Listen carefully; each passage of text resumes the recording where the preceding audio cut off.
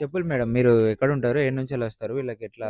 బైకపేట నాది first centre sir. నాది బైకపేట first centre. అయితే నాకు అక్కడ 8 మంది పిల్లలు ఉండే. ఉమ్, మన రూరల్ కలెక్టర్ గారు ఉన్నప్పుడు 8 మంది పిల్లలు ఉంటే వాళ్ళు యాక్టివ్గా లేరు. మీరు ఇక్కడ వస్తే వీళ్ళు డెవలప్మెంట్ చేయాలని మా డీడబ్ల్యూ సారు మా సిడిపో గారు తీసుకొచ్చి మమ్మల్ని ఇక కార్లో తీసుకొచ్చి ఇక్కడ దింపారు సార్. దింపితే నువ్వైతే చెప్పగలుగుతావు, మాట్లాడగలుగుతావు, చేయగలుగుతావు అని ఇక్కడ తీసుకొచ్చి పెట్టిండు 2017లో.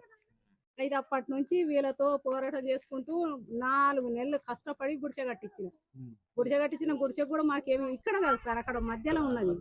అది చెట్టుబడి కూలిపోయింది. కూలిపోతే అలాగనే అట్టనే ఉండేది. ఒకరింట్లో పిల్లల్ని పెట్టుకొని అక్కడ ఉన్నా కొన్ని రోజులు.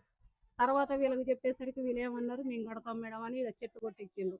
ఫారెస్ట్ వాళ్ళ మీద దండోరా చేసిండ్రు. నువ్వేంటమ్మా, నువ్వు ఇక్కడ ఫారెస్ట్ ల్యాండ్లో నువ్వు ఇల్లు కట్టిస్తాను బడి అంటే, నాకు తెలియదు ఊరు అనుకొని ఇక్కడ చెట్టు కొట్టి వాళ్ళు కట్టేసిండ్రు. నాది కాదు, నేను కట్టించుడు కాదు, వాళ్ళకే చెప్తే వాళ్ళు కట్టించిండ్రు. నాకు బడి లేకపోతే పిల్లలకి ఇబ్బంది అవుతాయని వాళ్ళు కట్టించింది సార్ అని నేను అన్నా. ఉమ్. అన్న తర్వాత ఇక వాళ్ళు వెళ్ళిపోయిన తర్వాత ఇక వాళ్ళకి డబ్బులు ఇచ్చి మేకులు కొట్టించడానికి నేనే డబ్బులు ఇచ్చుకున్నా.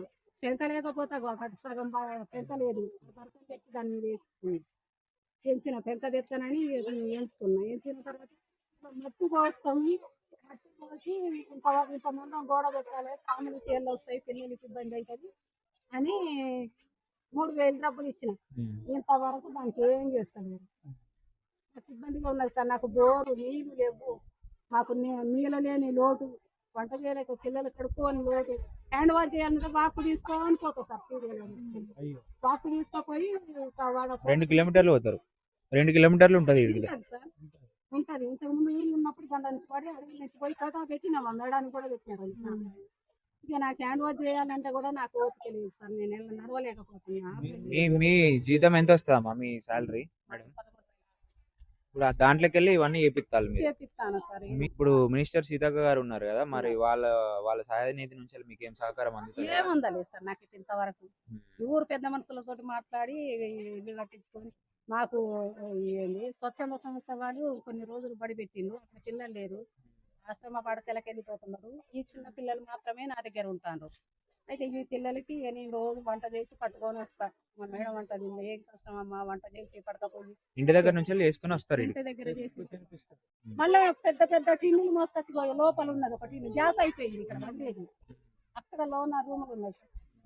టిన్నుల నీళ్లు తెచ్చి వంట చేస్తాయి. ఇప్పుడు పెద్ద టిన్నులు 2 టిన్నులు తీసుకొచ్చుకుంటే వంటలు అవుతాయి సార్. నాకు పప్పు కూర ఉడకాలంటే, అన్నం కావాలంటే 2 టిన్నుల నీళ్ళు తెచ్చుకొని వంట చేసుకొచ్చి మళ్ళీ సాయంత్రం ఇంటికి వెళ్ళిపోతాను సార్.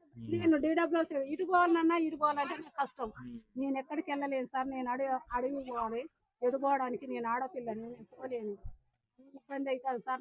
నేనైతే 2:30 లోపు నేను ఇంటికి వెళ్ళిపోతాను. ఇప్పుడు నిన్న మొన్న ఎలక్షన్లు అయిపోయినాయి కదా, ఇక్కడ ఎన్నో విడతలు అయిపోయినాయి తెలియదు కానీ, ఇక్కడ ఇప్పుడు సర్పంచ్ ఎలక్షన్స్ అయినప్పుడు మరి ఈ ఊరు ఇది బయక్కపేట గ్రామ పంచాయతీ కిందకి వస్తుందంట కదా, మరి ఆ సర్పంచ్ గారిని ఇట్లా ఏమన్నా అడిగిరా ఈ అభివృద్ధి కోసం? అంటే వాళ్ళు ఇస్తారు కదా, హామీలు ఇస్తారు కదా, వాళ్ళ గురించి ఇక్కడ ఏమైనా వీళ్ళ కోసం ఏమైనా అడిగిరా? నేనేం అడగలేదు అంటే ఈ ఊరు వాళ్ళకి ఇట్లా ఏమైనా అడిగిరా అని చెప్పి మీకు చెప్పిల్లా? నాకేం చెప్పలేదు. ఇక నేనంటే బియ్యాలు చేస్తావు, అంగన్వాడీ టీచర్గా చేస్తున్నాను కదా సార్. వాళ్ళు నేను ఏదన్నా అడుగుదామన్నా కూడా ఎవరో పార్టీ 3, 3, 4 నామినేషన్ వేసుకున్నారు సార్. నేను ఎవరితో మాట్లాడదామన్నా కూడా ఇబ్బందిగానే ఉన్నది సార్. నాకు బిందె తెచ్చుకోవడం, బిందెతోటి నీళ్ళు మోపించుకుంటే బిందెకు 10 రూపాయలు ఇచ్చి తెప్పించుకున్నా సార్ ఇన్ని రోజులు. ఇప్పుడు నార్మల్గా మీకు ఇప్పుడు ఏమేమి అవసరాలు ఉన్నాయి, ఏమేమి పడతాయి, మీరు ఏం చేస్తే బాగుంటది వీళ్ళకు మీ చెప్పండి. ఇది మేము మాకు మెయిన్ బోరు కావాలి సార్. బోరు కావాలి మాకు, మంచిగా ఇల్లు సరిపోదు, ఇల్లు కావాలి. ఆ పిల్లలకు సరిపోదు. పిల్లలందరూ వస్తే తల్లులు నేను మిషన్ తీసుకుంటారు కదా, తీసేటప్పుడు తల్లులు వాళ్ళు అందరు వస్తే మాకు జాగా సరిపోవట్లేదు, ఎండలు కూర్చుంటా అదొకటి ఉన్నది సార్. మాకు ఇల్లు పెద్దగా కావాలి. బోరు గిన్నెలు అంటే 2 గిన్నెలు ఇచ్చిండు సార్. పాలు కాగబెట్టమంటారు, వంట చేయమంటారు, అన్నం వండమంటారు. 2 గిన్నెలు ఇచ్చి ఆ గిన్నెలు కూడా కష్టమే ఉన్నది సార్. మాకు గిన్నెలు కావాలి, మాకు మెయిన్ బోరు కావాలి, కొంచెం ఇల్లు చేస్తూ పెంచాలి మాకు. ఇది కొంచెం పిల్లలకి నేను తేళ్లు చంపిన ఊడ్చుకుంటాం, ఇలా చిక్కుకొని ఉంటాను, ఇబ్బంది అవుతుంది సార్. అదైతే ముఖ్యం సార్. ఇలా శుభ్రం చేయించడం చేతి హ్యాండ్ వాష్ చేయించడం నాకు ఇబ్బందిగా ఉన్నది. 3 కిలోమీటర్లు పోతారా? 3.5 కిలోమీటర్లు బైక్ పెట్టారు. ఇన్ని రోజులు నడిచిన సార్, నడిచి వస్తుంటే ఎవరో నడిచే పోయేది. అలసిపోతుంటే ఎవరో నన్ను బెదిరించిండ్రు, ఇద్దరు వస్తున్నారు, అరే ఒకటే వస్తుందిరా మల్దమారా అన్నారు. మా ఆయ దానికి మల్దమారా అనేసరికి వాళ్ళని చూసి ఏడుచుకుంటే వెనక తిరిగి చూసి అప్పుడు కూడా చిన్న చిన్న చెల్లెలు ఉండే. ఏడుచుకుంటా ఊరికి పోయి ఇంటికి పోయి నేను పోనని ఆఫీస్లో చెప్పిన. నాకు ఇంత కష్టం ఉన్నది, మల్దమన్నారు నన్ను చంపి. ఇంతకు ముందు చాలా జరుగుతాను సార్ అట్లనే. నాకు ఇంత కష్టం ఉన్నది, నేను ఒక్కదాన్ని నడవలేను, పోలేను, నాకు ఇట్లా బెదిరించిందని చెప్తే ఏడ్చేసరికి నా కొడుకు పోయి బండి తీసుకొచ్చిండు, స్కూటీ తీసుకొచ్చి. స్కూటీ అప్పటి నుంచి తీసుకొచ్చి ఇక్కడ దింపుతాడు, మళ్ళీ తీసుకొని వెళ్తాడు.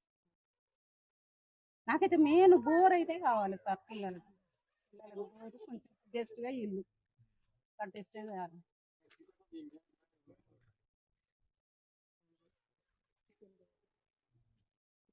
సరే. ములుగు జిల్లా తాడువాయి మండలం బైకపేట గ్రామం సార్. బైకపేట గ్రామం గ్రామ పంచాయతీలకు వస్తుంది సార్. 3 గుడేలు ఉన్నాయి నాకు, ఈ ఒకటి కాదు. అక్కడ సార్లమ్మ గుడెం అని ఉన్నది, అక్కడ స్వచ్ఛంద సంస్థలు భీమ్ చిల్డ్రన్ అక్కడ చదువుకున్నది, ఇంతకుముందు ఇక్కడే ఉంది.